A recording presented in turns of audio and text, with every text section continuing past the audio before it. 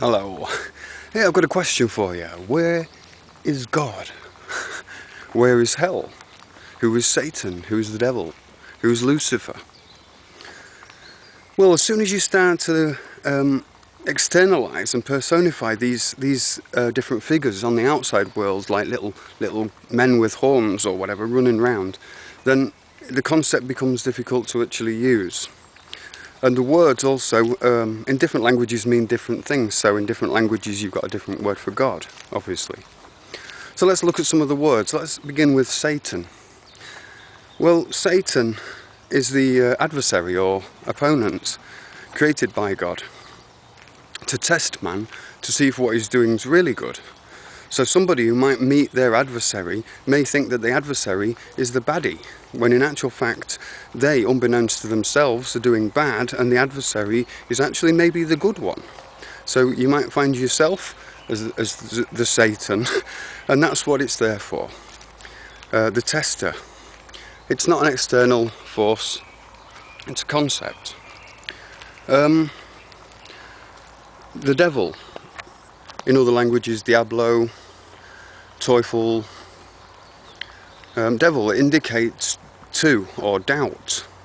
It's when you've got the choice between apples and oranges, and because you're so much in doubt, plagued by this choice, that you don't get apples or oranges and you go hungry. That's the second principle. The third principle is Lucifer.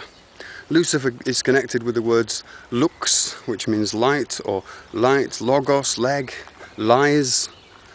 And basically Lucifer is the realm of light, and light is a reflection, and because it's a reflection it's not exactly trustworthy. You know, often you'll see something in your corner of your eye and be mistaken, usually because of fear. You look in the woods, you see something move, you think, that's an animal, and it's maybe just a rock or a tree stump. And so instantly the eyes do presume the worst, maybe, and that's maybe a delusion and causes you to have the false impression. So Lucifer is not necessarily bad or good.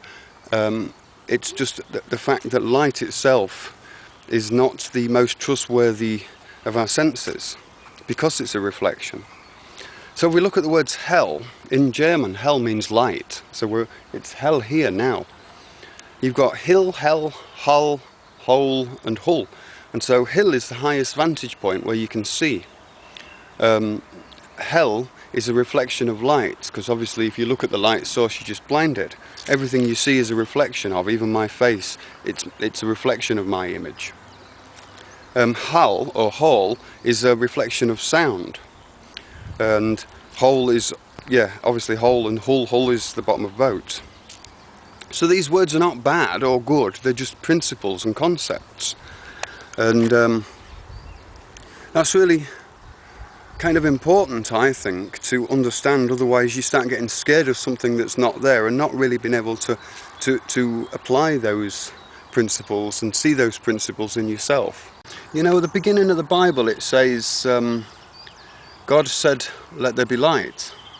So God created light, and Lucifer is the light bringer.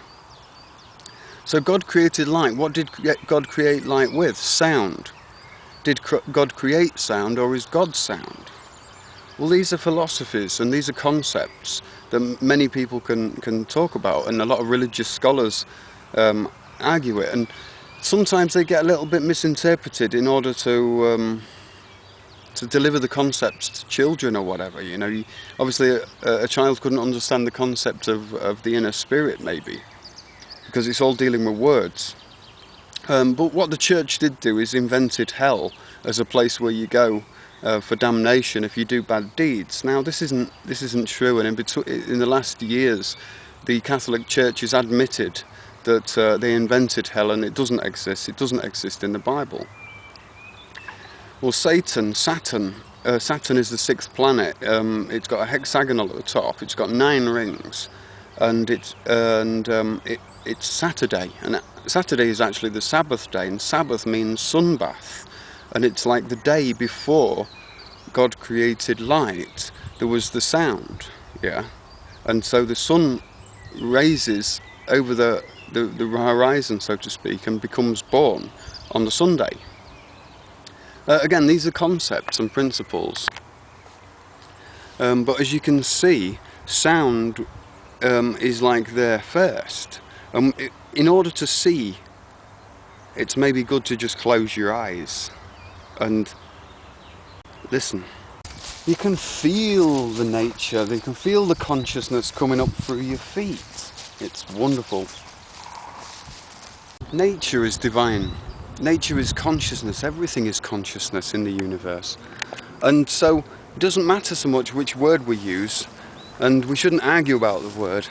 And if you're happy with the word you're using and you don't hurt anybody, then I don't see any problem with that. And that's it really. Just have fun with it. Cheerio.